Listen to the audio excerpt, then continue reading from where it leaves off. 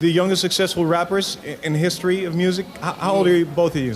Both 13. Both 13. How surprised are you that here you are? I mean, in such a short time. The worst thing for me is I can't please all my girls, all the girls out there. I'll help you out. Call me if I help. In this video, we will talk about the Kris Kross duo who every kid was crazy for. The guys who set the trend to wear their pants backwards, which Eminem even referenced in the song My Name Is. Got pissed off and ripped Pamela Lee's tits off and smacked her so hard I knocked her clothes backwards like Kris. In the early 1990s, hip-hop was evolving rapidly, but no one expected two 13-year-old boys to completely flip the culture upside down, literally. Kris Mac Daddy Kelly and Kris Daddy Mac Smith, famously known as Kris Kross, became the youngest successful rap duo in music history. Their rise was fast, shocking, and unlike anything the industry had ever seen. Both boys were only 13 years old when fame hit them. In interviews, when people asked how it felt to become successful so quickly, they barely understood the magnitude of what was happening. For them, it was fun, music, attention, and excitement. But for the world, Kris Kross was a phenomenon. Their name had a unique origin. Since both members were named Kris, Kris was an obvious choice, but where did Kross come from? According to Kris Kelly's mother, the inspiration came from a childhood nickname. When Kelly was younger, he loved applesauce so much that a teacher affectionately called him Kris Krossy Applesauce. The nickname stuck, and years later, it became part of music history. Their stage names also reflected confidence far beyond their years. Kelly chose Mac Daddy, while Smith became Daddy Mac, derived from the slang term Mac, often associated with a confident, stylish man. It was bold, fearless, and perfect for the era. What truly set Kris Kross apart was that they weren't chasing fame. They weren't aspiring rappers handing out demo tapes. They were just two naturally cool kids hanging out in Atlanta malls, until fate stepped in. That fate came in the form of Jermaine Dupri, one of the most influential producers in hip-hop history. Dupri noticed the boys at the Greenbrier Mall in Atlanta surrounded by screaming girls and receiving free cookies from store workers. Curious, he approached them and discovered they were only 11 years old at the time. When Dupri asked what they did for a living, their response was simple and iconic: "We're just cool." That moment changed everything. Dupri realized he had discovered something the industry had never seen before: pure charisma, untouched by industry pressure. He knew immediately that these boys needed a record deal. Kris Kross wasn't manufactured, they were natural stars. And soon the world would find out just how powerful that natural energy could be. Everything changed the moment Kris Kross released their debut single, Jump. The song exploded beyond anyone's expectations and quickly became a cultural earthquake. Jump reached #1 on the Billboard Hot 100 and stayed there for 8 consecutive weeks, a massive achievement for any artist, let alone two teenagers. In 1992 alone, Jump became the third best-selling song in the United States, selling nearly 3 million physical copies. The track dominated radio stations, school playgrounds, and television screens. Suddenly, Kris Kross were everywhere. Their debut album, Totally Krossed Out, followed the single's success and sold over 4 million copies in the U.S. The duo had officially become global superstars. Interviews, award shows, magazine covers, everything happened at once. Yet, despite the massive success, the boys remained surprisingly grounded.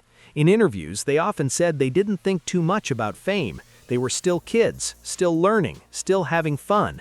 Success hadn't fully registered yet. One of the most iconic elements of Kris Kross was their fashion revolution. They introduced and popularized the trend of wearing clothes backwards. Pants, jerseys, hats, everything was flipped. Their album covers and music videos made the look unforgettable, and soon kids all over the world copied their style. When asked how they managed practical things, like using the bathroom while wearing pants backwards, their answers were casual and humorous. Their oversized clothing made it possible, and they didn't see the trend as strange at all. For them, it was natural.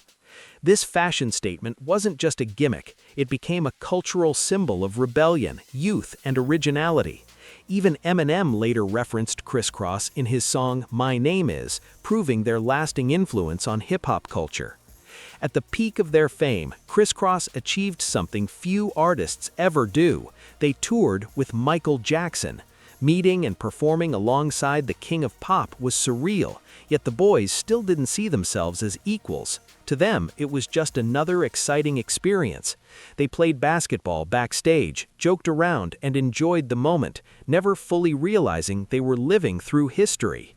But fame at such a young age is rarely simple, and cracks were slowly beginning to form beneath the surface. Following the enormous success of their debut album, Kris Kross faced an impossible challenge, living up to their own legacy. In 1993, they released their second album, Da Bomb. While the album performed well commercially, it couldn't replicate the magic of Totally Krossed Out. The music industry is unforgiving, especially to young artists. Expectations were sky high, and any dip in success was seen as failure, even when sales remained strong. Kris Kross themselves admitted they wanted the second album to be better than the first, but the audience response simply wasn't the same. By 1996, the duo released their third album, Young, Rich, and Dangerous. Despite some positive reviews, it became their least successful project. The boys were no longer kids, their voices had matured, their image had changed, and the youthful energy that once defined them was fading. Many fans believe this natural aging played a major role in the group's decline. Kris Kross had been marketed as child prodigies, and the industry struggled to redefine them as adults. Eventually, the group quietly separated, choosing to pursue solo projects. They shifted towards writing, producing, and working behind the scenes. Though they continued collaborating with Jermaine Dupri, the spotlight had moved on. In 2007, Kris Kross briefly reunited and worked on new material, sparking hope among longtime fans. However, the reunion never reached mainstream success. As fame faded, real life set in, and for Chris Kelly, the transition was especially difficult. After the spotlight dimmed, Chris Kelly struggled with life outside superstardom.